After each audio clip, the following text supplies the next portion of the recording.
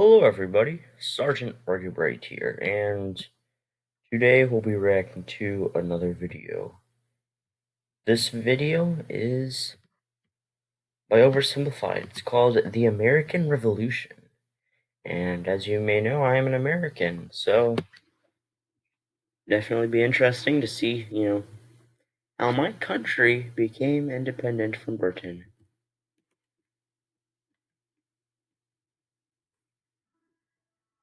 Holy smokes, Christopher Columbus, that is no way to address the King and Queen of Spain. What is What? wrong with you? Okay, so you know how we're looking for a new trade route to India, right? What was the point of that little intro? Right, and the earth is round, right? Right. So I'm thinking we can just sail the other way around the planet, right? Yeah. So I set sail, right? And I reach India, right? Right. Wrong. I did not reach India. I did not. All right, get to the point. Did you know there's a whole nother freaking continent out there? Okay, and do you think I should care about this? Why? Oh, I'm sorry. Did I forget to mention there's gold everywhere? I don't know about that. Oh my god. Oh, my cat wants to come inside.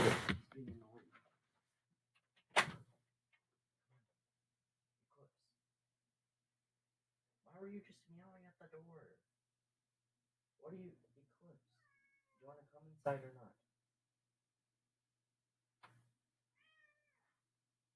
What? Why are you meowing? I don't know what you want.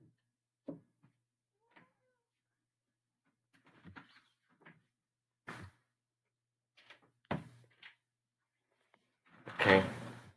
Let's get. No, get off my computer! Are you kidding me? Okay, let's go back.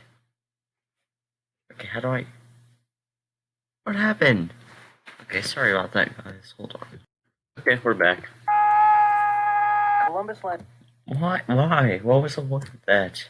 in Central America in October 1492, and he had the time of his life. And by that I mean he went on a huge theft and murder spree. He stole gold, jewelry, people, and a hammock. And then he returned to show off all of his riches. Well, that's rude. A few previously undiscovered items such as tobacco, the pineapple, turkeys, and a hammock. Now I know what you're thinking. Wow. Wait, hammock? Wait a minute. So hammocks were actually invented in North America. That's interesting. But oversimplified, Columbus didn't discover America. Yeah. The Vikings did. Well, actually, no, they didn't. Really, if you want to be specific, the first living organisms to ever go to America were technically the first to discover America. And the first humans to discover America were the humans that came across from Asia over the ice bridge. So no, the Vikings did not discover America. And you'd be partially right. In the 11th century, the first Europeans to land in America. But hey, if you love Vikings so much, then why don't you check out today's sponsor, Vikings War expanding fighting over resources, forging new alliances, and me up and join my Columbus, time of his life, hammock. And suddenly the race was on to explore and conquer the new world. Oh yeah, I think it's interesting how the Dutch, they had some land over there. Wait a minute, didn't the Dutch have Long Island right there? Confused. And yeah, I'm pretty sure they had Long Island, and then they called it New Amsterdam. Why don't they have it in here? Of warring with the natives and each other, the European powers had claimed quite a lot of land, including this area, which both the English and the French claimed as theirs. One day the French said, "Oh, French and Indian War, and also it goes with the 7 Years' War, where Prussia becomes strong and gets Silesia. Built some forts along here, and the English were like, well, they secure Silesia. They already had Silesia at the time. Could you not? And the French said, sorry, but no, I could not. And they went ahead and built their forts, which pissed off the English. So they sent an up-and-coming British lieutenant colonel by the name of George Washington with a combined force of British troops and Native Americans. After a short battle, the French commander said, all right, we surrender. Okay, boys, pack it up. There's surrender. Oh, sorry, was I not meant to split his head open with the tomahawk?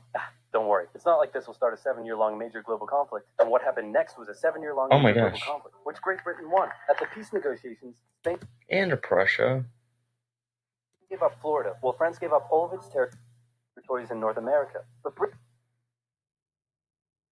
no? What? Oh, yes, that's correct. France gets the Louisiana land later. Right? Don't they like buy it from Spain or something, or get it somehow, and then France gives it to America whenever they sell it. Britain's victory came at a cost, a £60 million cost. Oh, and I have to tax all of their colonies in America. They were now broke, in a lot of debt, and had to come up with some way to repay it. So they went to the colonies and said, okay, listen up. So a huge part of the war was spent protecting you from the French, and now we have no money because of it. So, I'm not sure what you're saying here. Okay, so we spent a lot of money protecting you from the French, right? Right. And now we're broke. That certainly is a pickle. Listen to me.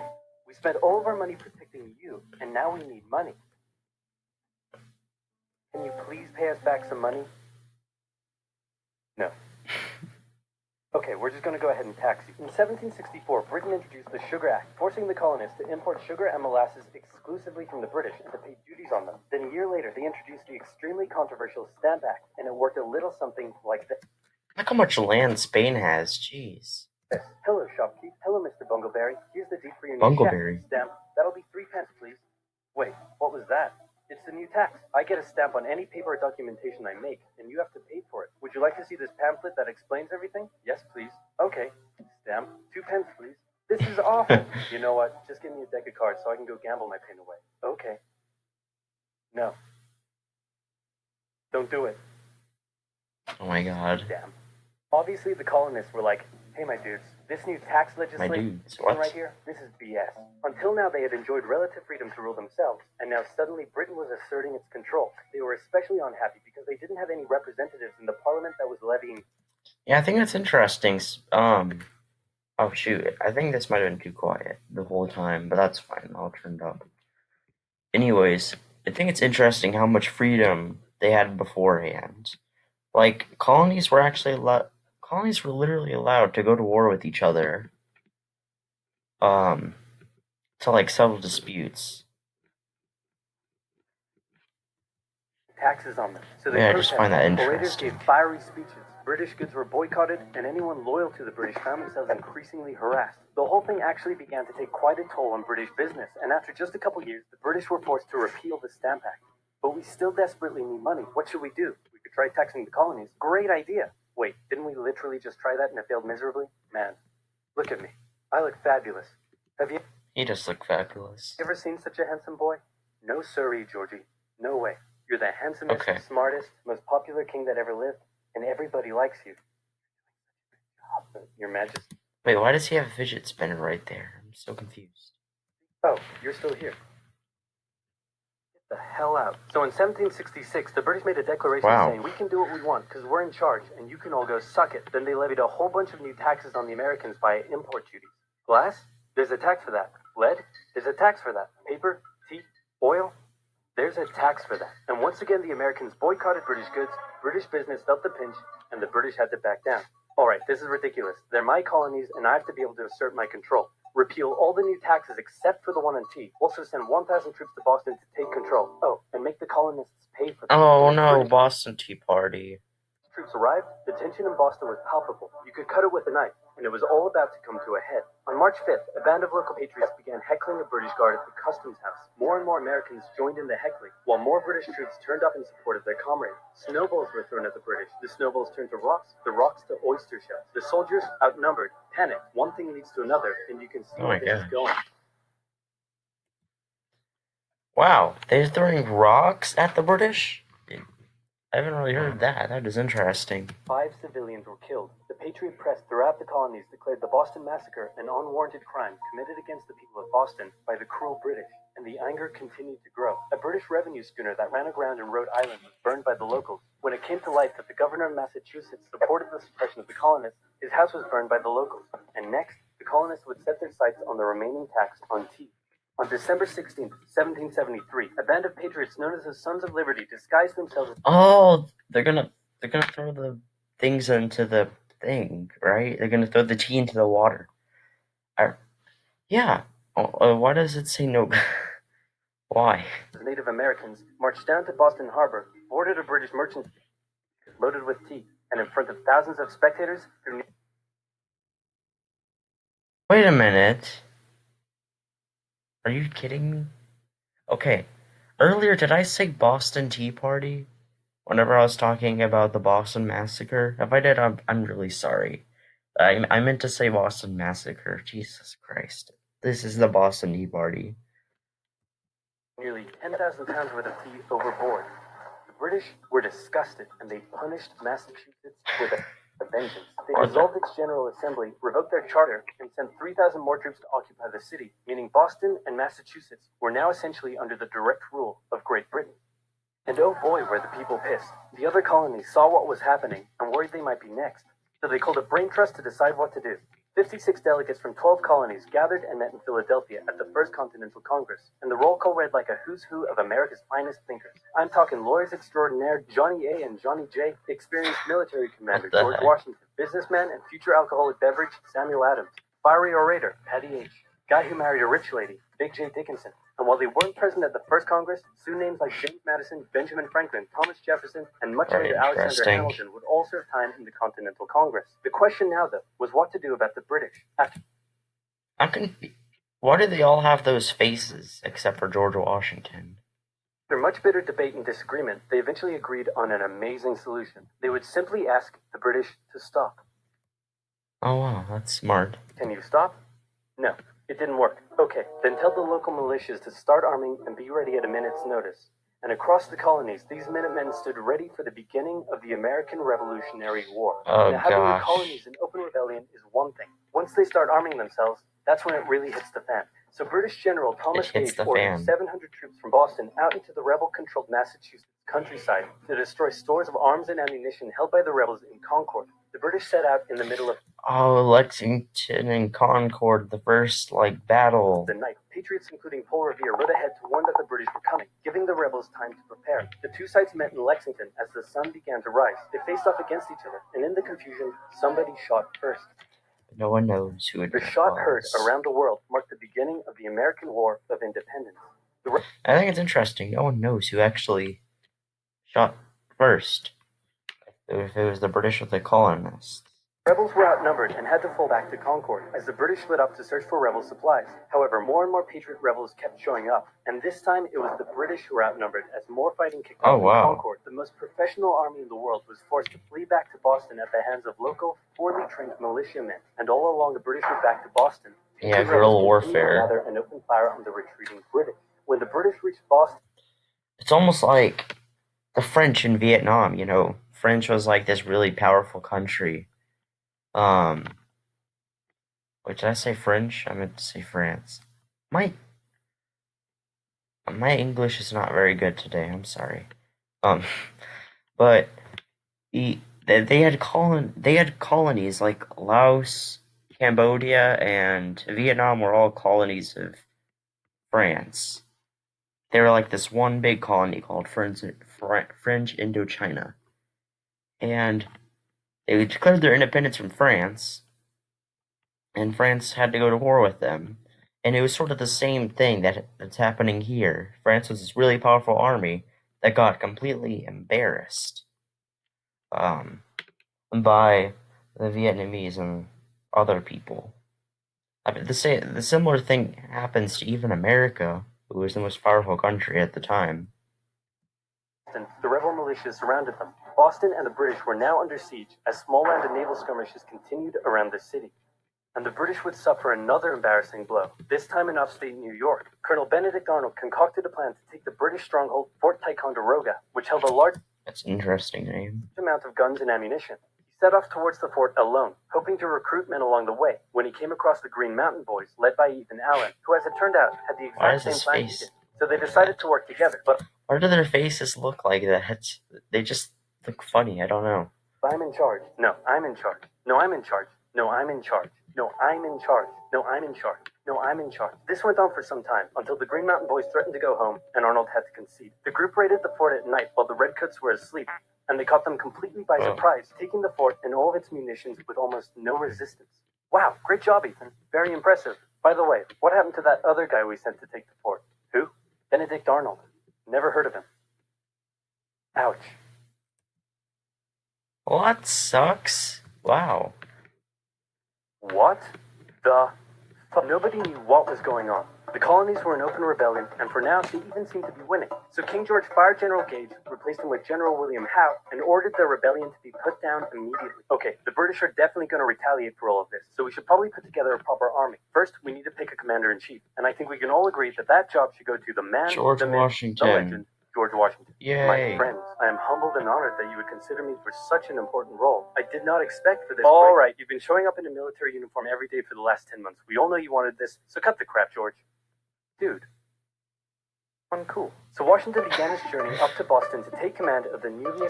Wait, is that true? He was wearing a military uniform that whole time? Like for 10 months? That's interesting. Established Continental Army, just as the British made their first major attempt to break the siege. They made plans to take the high ground on Bunker Hill, but spies warned the Continentals of the British plans, so they fortified Bunker Hill and set up defensive positions on nearby Breed's Hill. The day of the battle came, and as the British advanced, a barrage of Continental gunfire was opened up on them. Twice they tried to climb the hill, and twice they were pushed back. The battle lasted 3 hours until the Continentals finally ran out of ammunition and had to retreat, allowing the British to take the hill. Yeah, but the British must have lost a lot of people from that. Technically a British victory, they suffered nearly 1,000 casualties to the Continentals' 400. The colonists showed the British that this wasn't just a rebellion, it was war, and they were ready for it. But one thing they weren't sure about was why they were fighting. While some radicals were starting to throw around the I word, most hoped to eventually repair their relationship with Great Britain. So they sent a letter to King George saying, "Hey man, looks like things aren't going your way. Remove the taxes and let's be friends. I'm gonna kick your ass." Send that to the colonies. Your Majesty, your handwriting is terrible. Are you sure? Just do it. What? Wait, is that true? Is his handwriting, like, actually bad, or are they making a joke? It's hard to tell sometimes. Like, if Oversimplified is making a joke, or if they're actually referencing historical things. But also, hold on, what was I gonna say?